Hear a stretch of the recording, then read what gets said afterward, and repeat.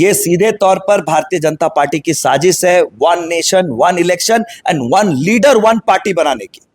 ये लोकतंत्र को खत्म करना चाहते हैं। भाजपा का तो सीधे सीधे आरोप है कि जो विपक्ष है इन्होंने भारत की 70 करोड़ महिलाओं का सीधे तौर पर एक तरह से कत्ल कर दिया है। करने में इनको पीएचडी हासिल है और ये नौटंकी कर रहे हैं, जिले से लेकर दिल्ली तक ये नौटंकी कर रहे हैं। भाजपा वाले तो कह रहे हैं कि प्रधानमंत्री नरेंद्र मोदी ने कम से कम आरक्षण की बात की, महिलाओं को 33% आरक्षण देने की बात की, लेकिन देश में लंबे समय तक कांग्रेस ने शासन किया, लेकिन उन्होंने कभी जो है महिला आरक्षण की कोई बात नहीं की। ये ट्रेलर हुआ है, अगली फिल्म जो है देश की जनता इन्हें 2029 में दिखाएगी। संसद को मिसलीड किया है, दिग्भ्रमित किया है, देश की जनता को दिग्भ्रमित किया है और चुनावी समय में महिलाओं के प्रति अपना जो आस्था है उसको दिखाने के लिए और उसे एक झूठी आस्था दिखाने के लिए इस संसद के पटल का इस्तेमाल करने की कोशिश की है, जिसे सदन ने आपको उसमें सफल नहीं होने दिया।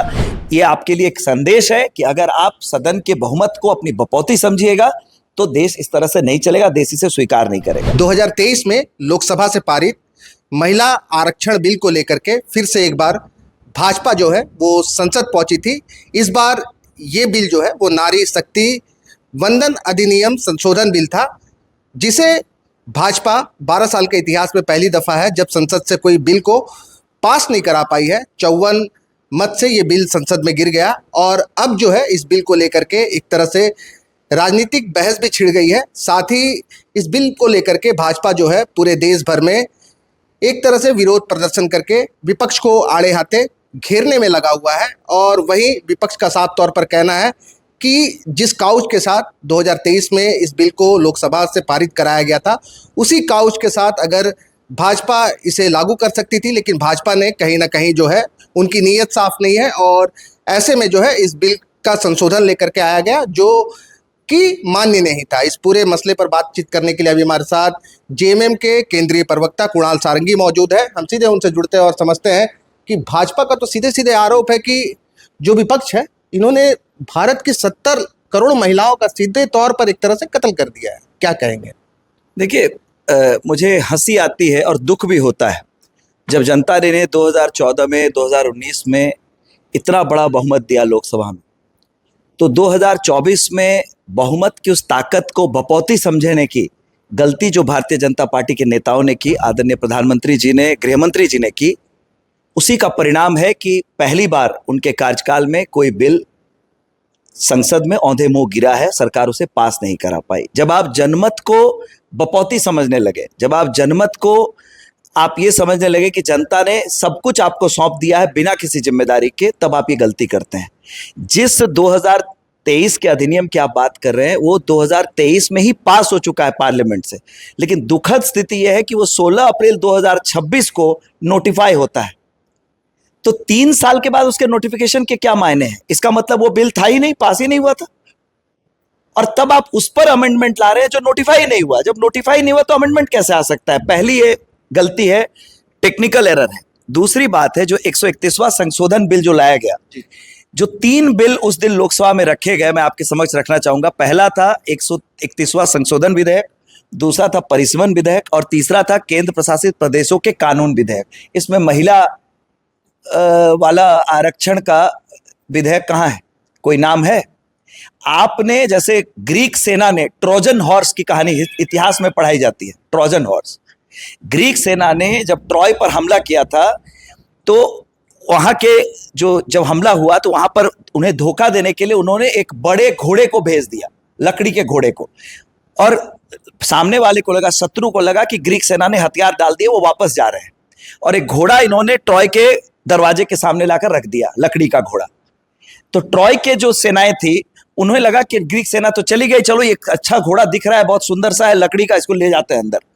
जब वो अंदर ले गए उसमें से ग्रीक सेना बाहर निकली उस घोड़े के अंदर से और उन्होंने ट्रॉय पर कब्जा किया और वापस अपनी सेना को भी दोबारा बुला लिया, गेट खोल दिया। ये इस तरह से महिला आरक्षण के नाम पर, अरे वो तो 2023 में ही विधेयक पारित हो चुका है आपके हिसाब से, तो उन 543 सीटों पर उसे लागू कीजिए ना।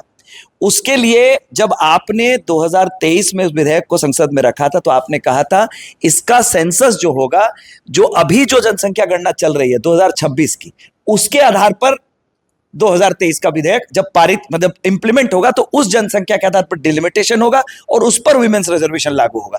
अचानक से बंगाल और तमिलनाडु के चुनावों को देखते हुए वहां महिलाओं को झूठे वादे करके रिझाने के लिए आपने इस बिल को टाइम किया अभी, और अब आप कह रहे हैं 3 साल पहले आप कह रहे थे कि नहीं, जो ऑनगोइंग पॉपुलेशन काउंटिंग चल रही है 2026 का सेंसस, ये आधार होगा। लेकिन अब जब हड़बड़ी में आपने बिल लाया तो आप 2011 की जनसंख्या को बेसिस बनाने की बात कर रहे हैं, तो आपकी कौन सी बात सही है? इस पर भाजपा का दो अलग अलग तर्क है। पहला, अगर आप जैसे चुनाव की बात कर रहे हैं कि राज्य में देश के कई राज्यों में जो है वो चुनाव चल रहा है, अभी भी 2 राज्यों में चुनाव होने बाकी है, और ऐसे में जो है नारी शक्ति वंदन अधिनियम संशोधन बिल लेकर के आया गया। सरकार का कहना है कि विपक्ष जो है वो चुनाव को बिना मतलब का मुद्दा बना रही है, क्योंकि कभी भी इस संशोधन बिल को लाया जाता तो उस दौरान किसी न किसी राज्य में चुनाव हो सकते थे। मैं एक बहुत छोटा सा सवाल आपके माध्यम से भारतीय जनता पार्टी के उन साथियों से पूछना चाहूंगा जो आज रोना रो रहे हैं कि महिलाओं का अपमान हुआ है। 3 मेरे प्रश्न का जवाब वो दे दें, बस 3 बहुत ही सीधे प्रश्न है, उनका जवाब दे दें। पहली बात, जब 2023 में आपने इस एक्ट को पारित किया उस समय पर आपने 543 सीटों पर इसे लागू क्यों नहीं किया? तब आपने ये क्यों कहा कि नहीं, जो 26 की जनगणना हो रही है उसे हो जाने दीजिए, उस पर डिलिमिटेशन हम लगाएंगे और उसके बाद हम इस एक्ट को फिर से पारित करेंगे। दूसरा, राज्यसभा को इसमें क्यों नहीं शामिल किया? क्या राज्यसभा में महिलाओं के आरक्षण की आवश्यकता नहीं है? तीसरा, जिस ओबीसी समुदाय का सबसे बड़ा हितैषी बनने की बात देश के प्रधानमंत्री और गृह मंत्री करते हैं, उस ओबीसी समाज का क्या हुआ? इस महिला आरक्षण में जो आपने बिल अभी पेश किया, जो मसौदा पेश किया, उसमें ओबीसी आरक्षण की कोई बात ही नहीं है। तो अगर महिला आरक्षण इस तरह से लागू करने की बात है तो जो एलीट समाज की महिलाएं हैं वो आएंगे, उनको, ओबीसी समाज की महिलाओं को भी इस आरक्षण का लाभ मिले, उसके लिए क्या विशेष प्रावधान किए गए हैं? कोई प्रावधान नहीं किया गया। मेरे 3 इन सीधे प्रश्नों का जवाब भारतीय जनता पार्टी का कोई नेता दे दे, मैं ये मानने को तैयार हूं कि सरकार ने सही काम किया। भाजपा वाले तो कह रहे हैं कि प्रधानमंत्री नरेंद्र मोदी ने कम से कम आरक्षण की बात की, महिलाओं को 33% आरक्षण देने की बात की, लेकिन देश में लंबे समय तक कांग्रेस ने शासन किया, लेकिन उन्होंने कभी जो है महिला आरक्षण की कोई बात नहीं की। महिलाओं के सम्मान की बात तो भाजपा ही कर रही है। देखिए, पहली बार ये विधेयक संसद में नहीं लाया गया है, आज से पहले भी ये विधेयक लाया गया है और उस समय भारतीय जनता पार्टी के कई वरीय नेताओं ने सदन के पटल पर इसका विरोध किया था और लागू नहीं होने दिया था। इसलिए अभी ये राजनीतिक आरोप प्रत्यारोप की बात नहीं, सीधी सी बात है, आपने अपने संवैधानिक पद का दुरुपयोग किया है, संसद को मिसलीड किया है, दिग्भ्रमित किया है, देश की जनता को दिग्भ्रमित किया है, और चुनावी समय में महिलाओं के प्रति अपना जो आस्था है उसको दिखाने के लिए और उसे एक झूठी आस्था दिखाने के लिए इस संसद के पटल का इस्तेमाल करने की कोशिश की है, जिसे सदन ने आपको इसमें सफल नहीं होने दिया। ये आपके लिए एक संदेश है कि अगर आप सदन के बहुमत को अपनी बपौती समझिएगा तो देश इस तरह से नहीं चलेगा, देश इसे स्वीकार नहीं करेगा। उससे भी एक महत्वपूर्ण बात है, जो प्रधानमंत्री कभी शाम को 8 बजे कभी 8:30 बजे आकर घोषणा करते हैं देश के प्रति संदेश, क्या हालत है गैस सिलेंडर्स की, क्या हालत है आज देश के व्यापार की, इंपोर्ट की क्या हालत है, महंगाई की क्या स्थिति है, इस पर क्यों नहीं कभी 8 बजे आकर वार्ता करते हैं, 8:30 बजे आकर वार्ता करते हैं? ये सीधे तौर पर भारतीय जनता पार्टी की साजिश है, 1 nation 1 election and 1 leader 1 party बनाने की। ये लोकतंत्र को खत्म करना चाहते हैं। और जब अगर अमित शाह जी ने सदन के पटल पर कहा कि मुझे 1 घंटा दीजिए, मैं 50% बढ़ोतरी प्रत्येक राज्य के लिए सीटों की बढ़ोतरी होगी, ये मसौदा में अमेंडमेंट लेकर आ जाऊंगा, पहले आप क्यों नहीं लाए? पहले आपने प्रूफ रीडिंग क्यों नहीं की उस बिल की? अब आप ये बात क्यों कह रहे हैं? जब दक्षिण के प्रदेशों ने इस बात को स्पष्ट तौर पर रखा कि अगर सिर्फ जनसंख्या आधार होगी, उन्होंने पॉपुलेशन कंट्रोल प्रोग्राम को बहुत अच्छे तरीके से चलाया है दक्षिण के राज्यों ने, क्या उन्होंने गलत किया है? क्या सरकार के अच्छे कार्यक्रमों को चलाने की वजह से जो प्रोग्रेस हुआ है क्या वो गलत है?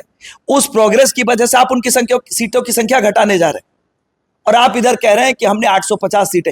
आप 543 सीटों पर रिजर्वेशन देने से आपको किसने रोका है? सदन ने 454 और 2 इस मतांतर से इसको पारित किया था 2023 में। भाजपा का वही कहना है, भाजपा इसको लेकर के राज्य के अलग अलग जिलों में प्रेस कॉन्फ्रेंस कर रही है और इस दौरान सवाल करने पर उनका साफ तौर पर कहना है, कुणाल जी, करने में इनको पीएचडी हासिल है और ये नौटंकी कर रहे हैं, जिले से लेकर दिल्ली तक ये नौटंकी कर रहे हैं, लेकिन देश की जनता इसे जान चुकी है। और 24 में तो ट्रेलर दिखाया था, 29 में इनको पूरी फिल्म दिखाएगी देश की जनता, जो बार बार सिर्फ भावनात्मक मुद्दों को लाकर जो वास्तविक मुद्दे हैं उनसे दूर ले जाना और सिर्फ अपनी पार्टी को सत्ता पर बनाए रखने के लिए हर नीति को प्रभावित करने की जो इनकी कार्ययोजना है, इसको देश की जनता किसी कीमत पर स्वीकार नहीं करेगी। भाजपा जो प्रेस कॉन्फ्रेंस कर रही है, इसमें इनका साफ तौर पर कहना है कि बिल को 2023 में जिस काउच के साथ पास कराया गया था, उसी काउच के साथ इसको लेकर के आगे बढ़ा गया था और उसी के तहत परिसीमन के बाद इसको लागू करने की बात कही जा रही थी। चूंकि बीच में कोरोना आ गया और कोरोना के दौरान भाई कोरोना 2020-21 में आया था, 23 के बाद कोई कोरोना नहीं। सरकार का यही कहना है कि बीच में कोरोना आ गया और कोरोना के बाद जो है इतना वक्त नहीं मिल पाया कि जनगणना जो है वो 2029 के पहले संपन्न हो सके और उसके बाद जो है इस बिल को लागू किया जाए। इस कारण से जो है बिल में संशोधन करके इसको जो है संसद पर रखा गया था, ताकि 2011 के जनगणना के आधार पर परिसीमन के बाद इसे लागू कर दिया जाए। तो परिसीमन का जो मसौदा है, क्या देश का इतना बड़ा राजनीतिक घटनाक्रम, परिसीमन का जो मसौदा है उसके जो बिंदु हैं, जैसे रोटेशन, आप महिला आरक्षण पर भी कह रहे हैं कि रोटेशन पर सीटें रहेंगी, हर डिलिमिटेशन में वो सीट बदल जाएगी। तो जो महिला सांसद अपने संसदीय क्षेत्र को नर्चर करेगी, उस पर काम करेगी, अगर वो जानती है कि अगली बार मैं यहाँ सांसद नहीं बन पाऊंगी या आरक्षण नहीं रहेगा, तो वो क्यों मेहनत करेगी। इस तरह के जो बिंदु हैं, जो दक्षिण के राज्यों को कम सीटें मिल रही हैं, क्या इन पर एक पूरे ऑल पार्टी मीटिंग करके एक आप कह सकते हैं समावेशी माहौल में एक ऑल पार्टी मीटिंग कॉल होती, उस पर एक म्यूचुअली अग्री किया जाता सारी चीजों पर, और तब ये डिलिमिटेशन का मसौदा अचानक से आप सुबह जगते हैं और कहते हैं आज यहाँ पर महिला आरक्षण बिल के नाम पर डिलिमिटेशन और अन्य चीजों को उसके अंदर उस लिफाफे में डालकर आप संसद के सामने रखना चाहते हैं। और सिर्फ बहुमत का आंकड़ा आपके पास है, वो भी 2/3 बहुमत नहीं है, लेकिन आपने लोकतंत्र को अपनी बपौती मान लिया है, संसद को अपनी बपौती मान लिया कि आप, क्योंकि अभी तक आपको लगा था कि आपने जो बिल आप लेकर आए, आपने ब्रूटल मेजॉरिटी के आधार पर उसे पारित करा लिया। पहली बार आपको रियलिटी चेक हुआ है और ये रियलिटी चेक शुरुआत है, आने वाले दिनों में इस तरह के और reality checks Bharatiya Janata party को और केंद्र की सरकार को देखने को मिलेगा। भाजपा तो कह रही है कि जब भी हम कुछ काम करने जाते हैं, विपक्ष उसमें अड़ंगा लगाने का काम करता है। झारखंड में महागठबंधन की जो सरकार है, ये तो डिलिमिटेशन भी नहीं होने देना चाहती है, डिलिमिटेशन का भी इनका विरोध है। हमने कभी डिलिमिटेशन का विरोध नहीं किया है। भारतीय जनता पार्टी की सरकार इतने सालों तक रही है, इन्होंने क्यों नहीं लागू कर दिया डिलिमिटेशन को? किसने रोका था? इनकी भी तो सरकार रही है। हम तो डिलिमिटेशन में आदिवासी मूलवासियों के अधिकारों की रक्षा सुनिश्चित की जाए, उसके प्रोसेस में हम इसके हितैषी हैं। हमने कभी नहीं कहा है कि कोई संसदीय संवैधानिक प्रक्रिया पर हम रोक लगाना चाहते हैं, बिल्कुल नहीं, डिलिमिटेशन होना चाहिए, लेकिन झारखंड के आदिवासी मूलवासियों का जो अधिकार है उसको संरक्षित रखते हुए कोई कानूनी प्रक्रिया किया जाएगी, तब हम उसका निश्चित रूप से समर्थन करेंगे। अब तो इस पूरे मसले को लेकर के जो भाजपा है वो कहीं ना कहीं विपक्ष को घेरने का काम कर रही है और सीधे तौर पर कहना है कि विपक्ष जो है वो महिलाओं के सम्मान की रक्षा नहीं करना चाहता। कैसे झारखंड में हम लोगों ने मैया सम्मान योजना से लेकर सावित्रीबाई फुले योजना समेत झारखंड राज्य में मंत्रिमंडल में भी आप महिलाओं का प्रतिनिधित्व देख सकते हैं। हर स्तर पर, पंचायत स्तर के चुनाव में, नगर निकाय के चुनाव में, हर जगह हम लोगों ने महिलाओं को जो संवैधानिक अधिकार मिलने चाहिए वो आरक्षण हम लोगों ने सुरक्षित किया है, सुनिश्चित करवाया है। और हेमंत सोरेन जी के नेतृत्व में महिलाओं के प्रति ये संवेदनशील सरकार काम कर रही है, काम करेगी, लेकिन हम ढकोसले नहीं करते हैं और संवैधानिक पद का दुरुपयोग करके राज्य की जनता को दिग्भ्रमित करके इस तरह की कोई जो है धांधलेबाजी करने का काम जिस तरह से केंद्र की सरकार ने सदन के पटल पर करने की कोशिश की, ना हमारी प्रवृत्ति है, ना हमारी परंपरा है। अभी आज जो प्रेस कॉन्फ्रेंस हुआ, इसमें भानु प्रताप शाही ने यह भी कहा कि डिलिमिटेशन के बजाय जो झारखंड के मुख्यमंत्री है और जो उनकी पत्नी है गांडे से विधायक कल्पना मुर्मू सोरेन, इन दोनों को बंटी बबली कहा और कहा कि ये जो है अब असम के बाद पश्चिम बंगाल के चुनाव में व्यस्त है। देखिए, सबसे पहले तो लोकतंत्र में भाषा का उपयोग, शब्दों का उपयोग, उसका चयन बहुत संवेदनशील तरीके से होना चाहिए। इस तरह की सस्ती और हल्की बातों पर मुझे प्रतिक्रिया देने का भी मन नहीं करता है। मैं बस इतना ही कहना चाहूंगा, जिसको आप बंटी बबली कह रहे हैं उसी ने आपको लगभग 6 साल हो गए और 5 साल आने वाले और 10 साल तक आपको राजनीतिक रूप से बेरोजगार किया है इस राज्य में। और जिस तरह से आपकी हालत है आपकी पार्टी की और जिस तरह से जनता के सरोकार के मुद्दों से आप दूर जा रहे हैं, अगले कई सालों तक राज्य की जनता का विश्वास इसी राजनीतिक जोड़ी के साथ रहने वाला है जो दिन रात मेहनत करके उनको सर्वांगीण विकास के रास्ते पर ले जा रहे हैं। एक आखिरी सवाल, 2029 के चुनाव में अब जो भाजपा है वो विपक्ष को पूरी तरह से महिला विरोधी बता करके जनता के बीच में जाएगी, इससे में कैसे बचेंगे आप लोग? क्या लग रहा है कि जनता जो महिला है वो समझ पाएंगी? देखिए, जनता का ही प्रतिनिधि संसद में बैठता है, तो चूंकि जनता के प्रतिनिधि को इन्होंने अपनी पपौती समझा, इसका परिणाम इन्हें सदन में दिखा है। और अगला ट्रेलर जो है वो ये ट्रेलर हुआ है, अगली फिल्म जो है देश की जनता इन्हें 2029 में दिखाएगी। ठीक है, शुक्रिया। गोल, जहां 27 वर्षों के सफर में 17,000 से भी अधिक छात्रों ने डॉक्टर एवं इंजीनियर बनकर भरे सफलता की ऊंची उड़ान, जहां साधारण छात्र भी झारखंड टॉपर्स बनकर बना रहे इतिहास। दूरदर्शी शिक्षाविद श्री विपिन सिंह के मार्गदर्शन में मेडिकल एवं इंजीनियरिंग के लाखों छात्रों के लिए आशा की किरण के रूप में गोल, नेशंस लीडिंग इंस्टीट्यूट। प्रतियोगिता परीक्षा की तैयारी का एकमात्र संस्थान NIBM banking, SSC, railway, JPSC परीक्षा की करे तैयारी। जौहरी का भूमिका ये संस्था अदा कर रही है और हीरा चमक रहा है। पूरे NIBM परिवार को मैं तहे दिल से धन्यवाद देती हूँ कि उन्होंने अपने कुम्हार के रोल को बहुत अच्छी तरह से निभाया। मेरा सिलेक्शन IBPS CSA में बैंक ऑफ महाराष्ट्र में हुआ है। करंटली मेरा RRBPO में हुआ है। मेरा सिलेक्शन बैंक ऑफ इंडिया में एज ऑफिसर स्केल 1 हुआ है। मेरा सिलेक्शन इंडियन ओवरसीज बैंक में एज PO हुआ है। NIBM झारखंड का एकमात्र संस्थान।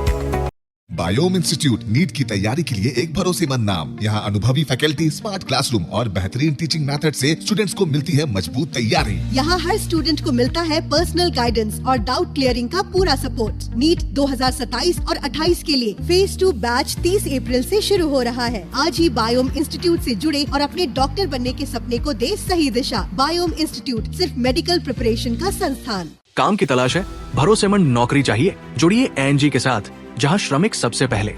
12 घंटे की ड्यूटी, हर दिन 3 समय का खाना, मुफ्त रहने की सुविधा, आपकी सुरक्षा के लिए इंश्योरेंस, ओवर टाइम का लाभ, PF सीधा क्लाइंट से, समय पर पूरा वेतन और जरूरत पड़ने पर एडवांस पे। ANG मैन पावर सॉल्यूशंस, सम्मान के साथ काम, भरोसे के साथ कमाई। आप भी है देश सेवा के लिए तैयार तो आपका सपना होगा साकार। 10th 12th के बाद NDA में जाने का रास्ता रॉ डिफेंस एकेडमी करेगी आसान। और एडमिशन से पहले सभी जरूरी क्राइटेरिया की जांच की जाती है, जैसे height, weight, eye rotation, chest measurement, carrying angle, colour blindness. यहाँ एक्स एंड सर्विंग ऑफिसर्स के गाइडेंस में रेगुलर SSB और वो सब कुछ जो आपके एग्जाम क्रैक करने के लिए जरूरी है। मतलब एडमिशन से पहले ही आपको पता होगा कि कहाँ मेहनत करनी है। तो ज्यादा इंतजार मत कीजिए क्योंकि नए बैच की डेट अनाउंस हो चुकी है और अधिक जानकारी के लिए स्क्रीन पे दिए गए नंबर पर संपर्क करें।